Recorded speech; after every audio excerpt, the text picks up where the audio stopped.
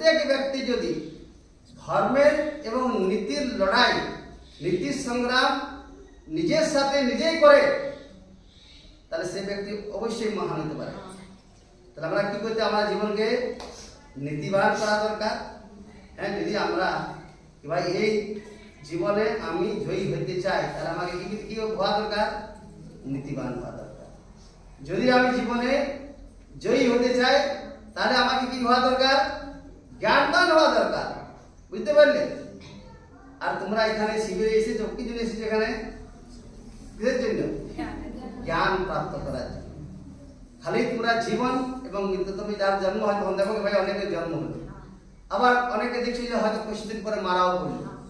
তো জন্ম আর মৃত্যুর যে রহস্য সে তো আমরা জানি, কিন্তু জীবনের যে রহস্য সেইটি জানা দরকার। এবং আমাদের জীবনকে কিভাবে সার্থক করা যায়, তো সেটাকে আমরা কোথায় জানতে পাবো? স্কুলে আমরা জানতে পারি না। এখানে স্কুলে তো আমরা বিদ্যা অর্জন করতে যাই, সেখানে বিদ্যা অনেক পাই, ব্যবহার অনেক শিখি, কিন্তু বাস্তবিক যে ধর্ম, নীতি বা ব্যবহার এ কোথায় শেখা হয়? কে শেখাতে পারে?